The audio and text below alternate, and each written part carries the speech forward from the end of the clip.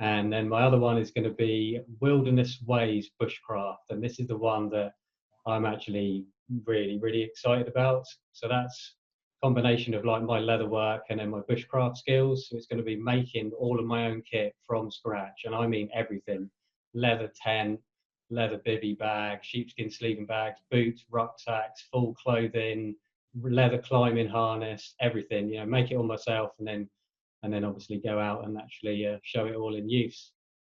Yeah, we talked about this before, and that 1 year out when they were going to lock the planet down, I swear this is it, because the more I'm reading into about the crop losses across the planet, the more that it looks like this is the year of the rollover, where there just won't be enough to satiate everybody, and I think it'll upset the apple cart before the actual food's not in the pipeline. I think that's where we're at right now.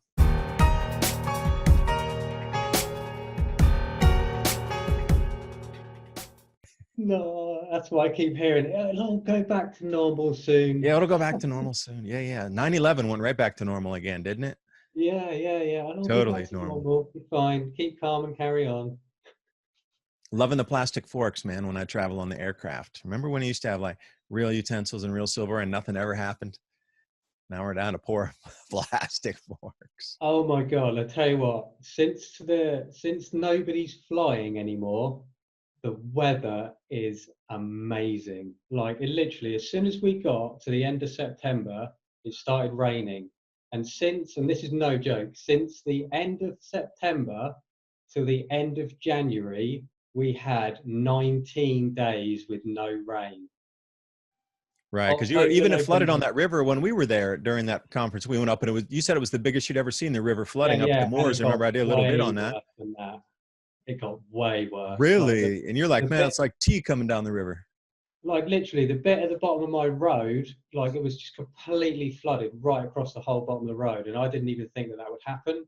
Like my land, well, I've never seen anything like it. I've never ever seen floods like it in my life. It was just insane. And they built barriers up around rivers to make, to border them up, and it still broke through those. It's just, yeah. But now everyone stopped flying and there's no planes in the sky. It is just proper blue sky, beautiful sunshine. Like every day has been amazing. There's not one plane trail in the sky, and it's got cold again, as where it's just been wet and mild all winter. We haven't even had a winter. We've had about 4 frosts, and that is it. And now everyone's not flying and there's no planes in the sky. The weather is amazing. So like my new thing is like, I don't even want people to fly again, because you don't need to go on holiday if the weather's going to be like this. Watch the transition on how they're going to try to say, oh, we needed the geoengineering program because look what happened with it. What you just described to me. Look for the narrative change of, see, it really worked, so we got to go full throttle, because Harvard had their geoengineering program, and there's so many other. Yale has one, Australian government has one publicly, and the United States, obviously. And you look around, and China's talking about changing the weather with, the particulates in the atmosphere.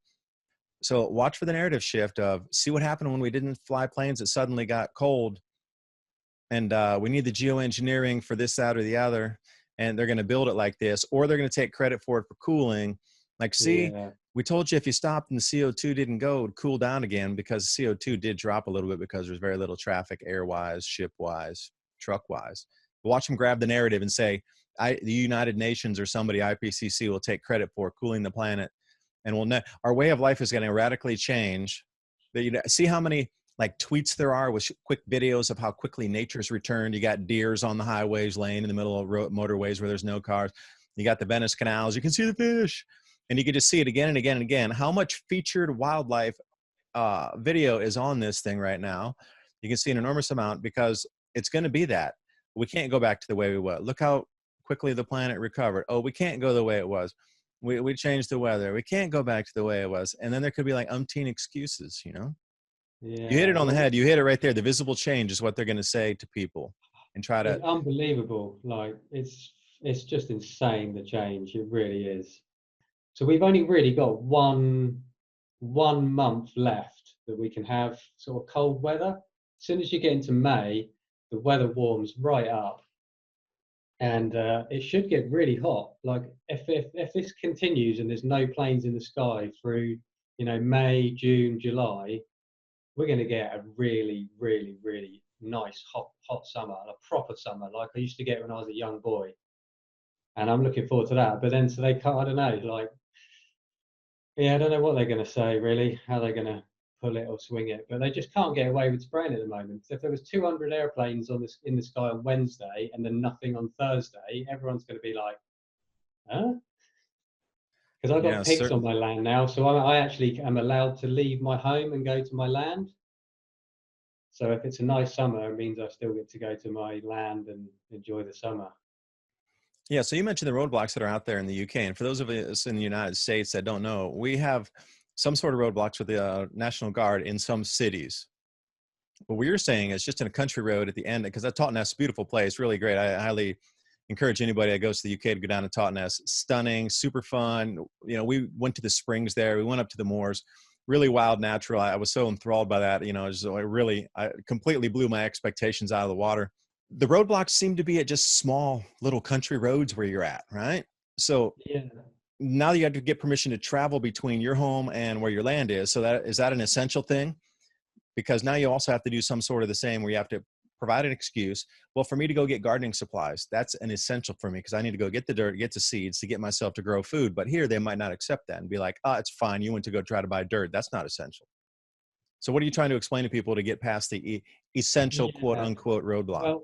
Well, what the mainstream have actually said is you can go to the shops, but obviously infrequently as possible, and one family member. You're allowed to get medicine, and you're allowed to, like, care for people that are vulnerable, and you are allowed to go to your allotment. But obviously, going to your allotment also comes under, if you're a farmer or you've got to feed livestock or something like that. But that's basically the only reasons. And I have got to admit, it was only, so is it Friday now? So it was only yesterday they actually got the new laws in where the police can actually, enforce it a bit more.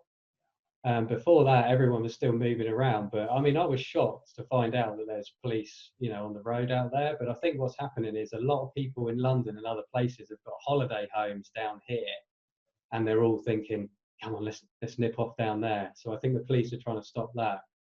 But they're just everywhere. They've got them all over Cornwall, all over Devon, all over the whole country, because people in the UK are really not used to, you know, not doing what they want. People are really used to moving around and having a ridiculous amount of freedom and eating any fruit from any country in the world any day of the week.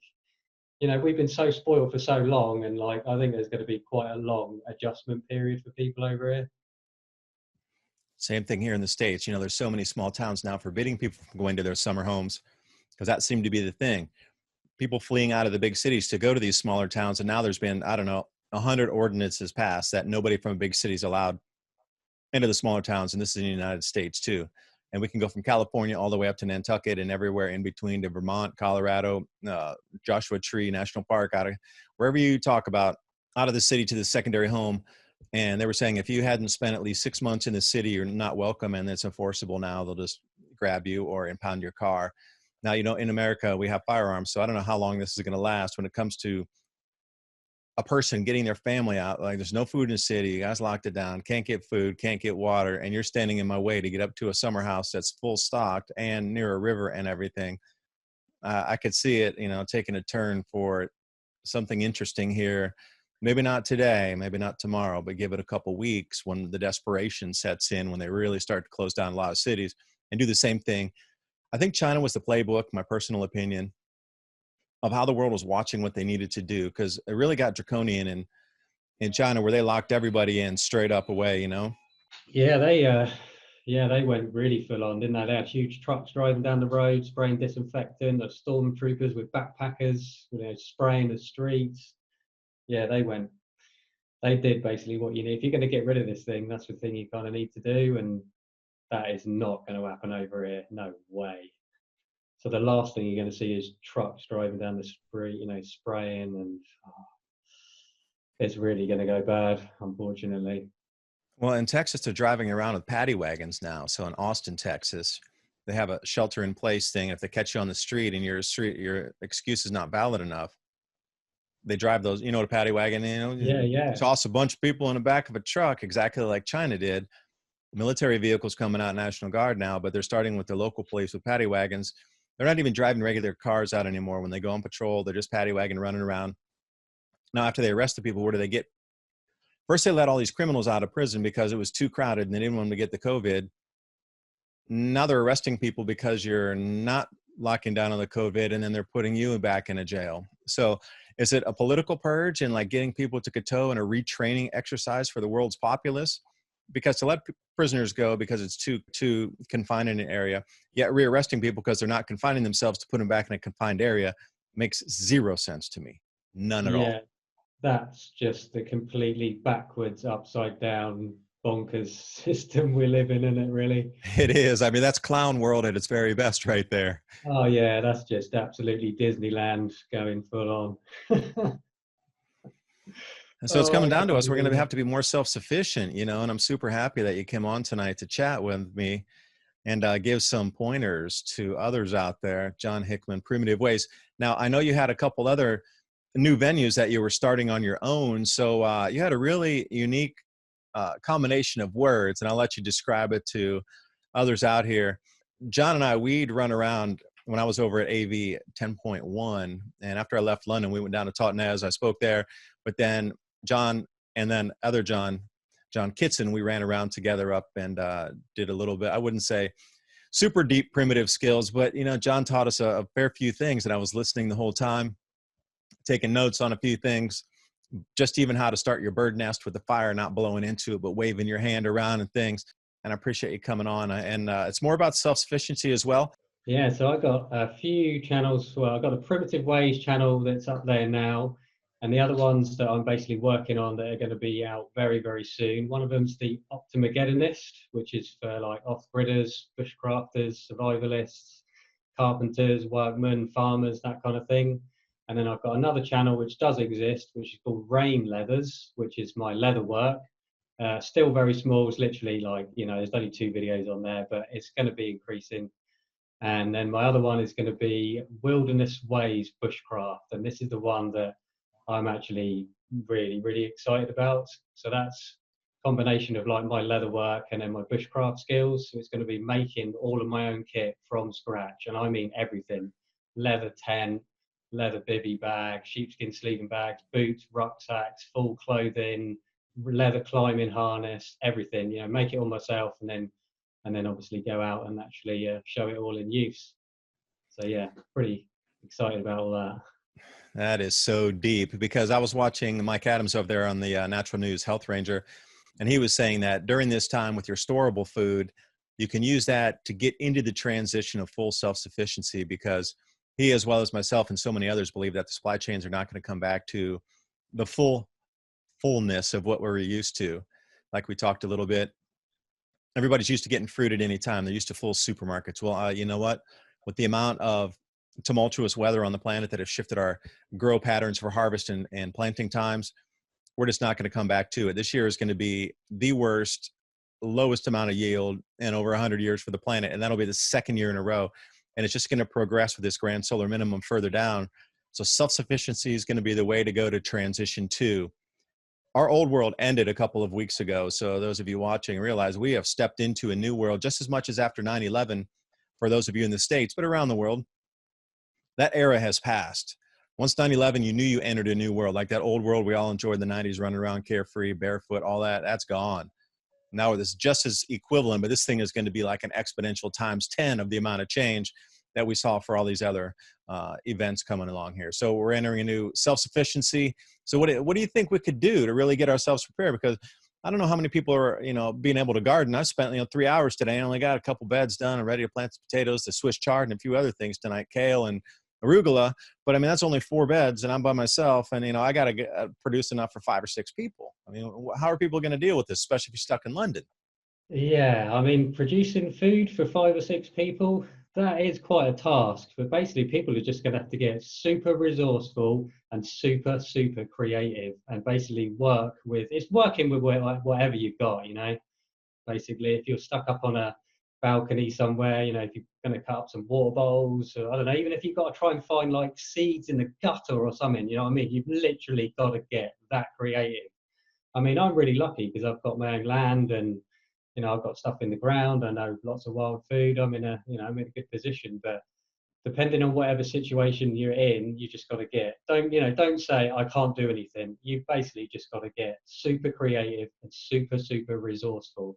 And also, while we're in the absolute total information age, that's one thing we have got going for us, is that it's so easy now to just go on YouTube and go, how do you plant potatoes? How do you grow carrots? How do you do this? How do you do a vertical garden? You know, what pH does this like? How do you get that? Where can I buy, get seeds from loads of places? So in some ways, it's bad, and in other ways, it's still all good. But while the information era is still bold and strong, I would make full use of it. And especially at the moment as well, while you've got a lot of time indoors, I would be making even more use of that. While the internet's still going as it is, go for it, mate. Just become like a sponge for information and suck it up. And some of the essentials while you're going out too, most people are thinking food, but take a look in the bean section, because you can sprout those out and grow them into other plants again. Also, if you can order seeds online, it might take an extra 2, 3, 4 weeks. Doesn't matter. 4 weeks later, you got seeds coming and nobody else will. So I know there's a delay in shipping for an enormous amount of things, speaking of being online. But if you're able to get a seed supply in and like get something to your house where you can plant, even if you can't and your neighbors know how, you can give them the seeds to be able to help, and it can become a community thing, because I think it's going to be a community effort. Like myself, planting out there today, it was great. I enjoyed the sunshine. It's 80 degrees Fahrenheit today. A good, 20 to 25 C. Fun day to be out. It's great. But, can you do it day in, day out, 5, 6 hours a day, and then try to, keep videos and podcasts and all that stuff? We're going to have to think about trying to be able to get seeds and get anything you can online at the moment. Because here, I was talking actually about getting chickens and goats, and they're like, no, the city ordinance, you can't have a goat in your backyard. There's no way. 2 goats, are you kidding me? Impossible. Chickens, you can't have. That's from the 1800s, man. You cannot have chickens in your backyard. So when does this whole transition go from what you can and can't do on your private property for protein sources turn into something where, now you're stepping on my ability to stay alive, because we can't live on plants alone. You can try, but you're not going to do it. Yeah, living on plants alone is hard, especially if you're in a cold climate. I mean, just not possible to get collagen from plants. You can get cellulose fat, you can get minerals, you can get vitamins, you can get protein, you can get calcium, but you cannot really get too much A, D, K2, and collagen. Collagen, bone broth, like that stuff. No way you can get collagen from plants. So. But yeah, you're right about bringing communities together. Actually, I've seen a lot of people out in their gardens. Everyone's planting. The garden centres, they've never ever been so busy ever. But it's right. It's bringing people together, and I think it's also kind of slapping a bit of a reality onto things for people as well. People are actually realising what's important. Suddenly, my aftershave's not important, but food is. Yeah, because we went completely to the other end to the pendulum there up until a couple of weeks ago, and I was just going to keep going and going and going to the literal clown land, off to the edge, and we're dropping off a cliff. But I think, nature or reality is swinging us back again. Now, my whole thing with the grand solar minimum is we're coming to the point where I said that we would have to grow our own food as communities anyway. Now, is this a government using the excuse of a virus to get us into this planting thing, to get us off the supply chains, to try to hopefully get people ready for the grand solar minimum in a roundabout way without telling everybody that the sun is going into a 400-year cycle? I firmly believe it's like 2,500 to 3,000-year cycle now. But either way, you're going to have to be responsible for growing your own food. But they can't really come out and tell people this. So are they using one thing to achieve a bunch of different goals here? Now, that's my whole thing about getting people self-sufficient, whether you want to or not, because you're going to get pulled across that line, kicking, and screaming whether you want to or not. It's the point where you grow it or you end up in a FEMA camp here in the States. It's going to be something like that. If you don't have food, you're going to be at the heps of the government that can do anything they want to you for you to get that food. And I would prefer not to be in that line and not to be forced to do whatever you need to do to get food. I just don't want to be in that position ever, and I don't want you to, and that's why we're talking here. And also, growing your own food is so much fun, and it always tastes better. Always tastes better. And if you've got kids as well, what a great thing to pass on to your kids, to show them, how to be responsible. And also just to actually just watch, you know, the magic of nature. You know, you just got this little tiny thing just sat there, and then you add water to it, and then it's amazing. It's a great thing for people. And I actually, you know, I'm excited about all of this, really. I think it's great. It's actually shown people what's important again. And yeah, I just have seen a massive, massive rise in everybody, like buying potatoes, buying seed stuff, people out in their gardens. So it's good. It's good. And, you know, being responsible it's a really, really important thing, you know. I mean, obviously, you know, there's going to be some downsides as well, but yeah, no, I'm looking at it good, and I actually think, especially people in the UK as well, I think it's going to be good for people. We've just lived in a bit of a sort of weird, fake kind of bubble, and this has definitely popped it. But you're ready for it. See, that's the whole thing. Your whole entire life has been preparing for this. Where most people are like day number one, they don't even know what a seed is. Yeah, like, you mean, Yeah. I thought we got vegetables from a supermarket. You know? Since I You're was a prepared. young So your boy, mind frame is completely different from somebody else who just woke up and go, oh, I'm really scared now. I don't even know what to do. I don't know who to call, who to talk to, or anything. like literally, since I was a really young boy, I've just always loved simple things, like, you know, simple technology, simple objects, and you know, not into complications. And I just love being outside and just simple and just being like self-reliant. I've just always been that way since I was a boy. I've never been into technology and cars and boats and buildings. You know, I've never been into it. So, you know, the reason I'm in a better position is just, you know, I've just naturally always been into sort of going out in nature and going into the woods and stuff like that. And then obviously I was lucky to get into bushcraft, and you know, thank God to we had Ray Mears in the UK, and I think he's done wonders for the UK. He's brought so many people back to nature. But I've just been really, really lucky because this is just the way I've always been. I've just always been that way. I've always loved doing those kind of things, and the bushcraft got me into the primitive skills. And since I've learned primitive skills, it has just changed my world so much. It's just given me complete confidence. No matter where I am, I'm going to be absolutely fine. And it's just amazing, you know. I understand about materials, about making stuff, and also what you actually really need and what is really important. Because one of the things that I'm always shocked about is that it took me a while to adjust. You know, when I started living differently, the thing that shocked me was actually just how simple you can actually really live. You know, really don't need that much. You know what I mean? Like, depending on where you are, you need clothing. You need something to put on your feet. You need some kind of container to contain water and to basically pick things up and move them around.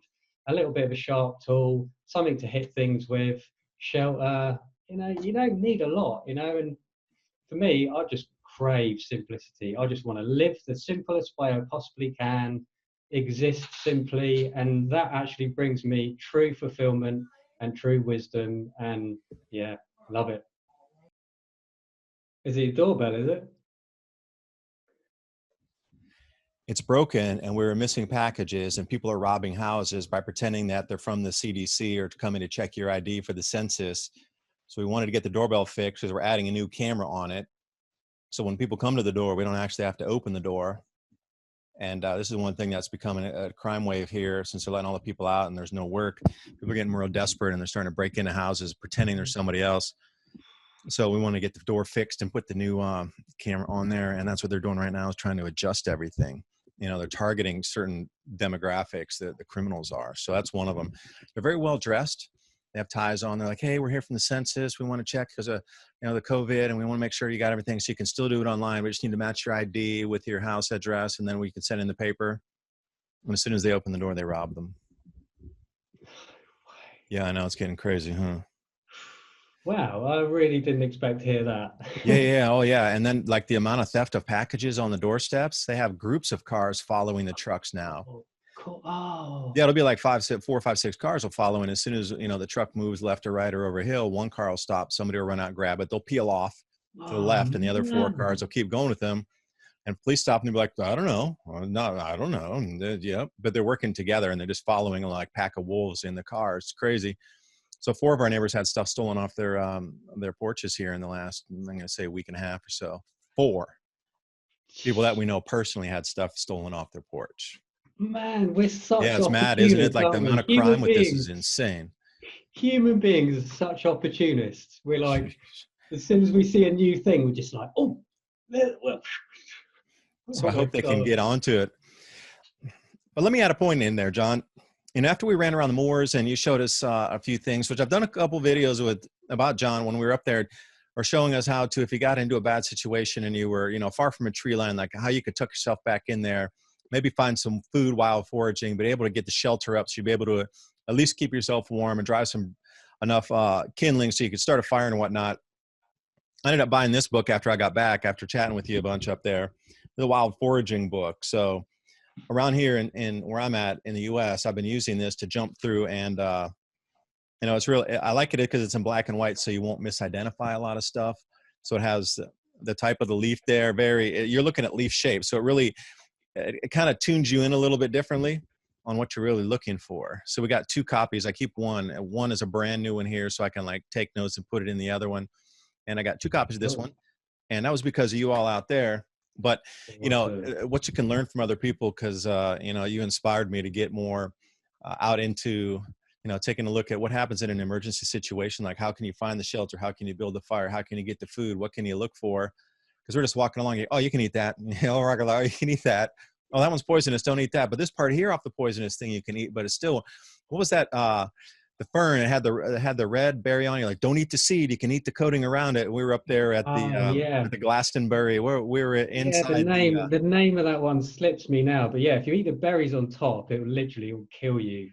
But you can eat the root. It's so mad. Yeah, amazing. And all these things, and just knowing exactly what going out. It looked like a Christmas berry tree, but it was real supple, that reddish fruit on the out. You could suck that off the seed. As soon as you nick that seed, you're dead. But that was the yew tree. Yeah, the yew red tree. jelly Yeah, stuff on the outside is beautiful, lovely. incredible. Yeah, It was like seed.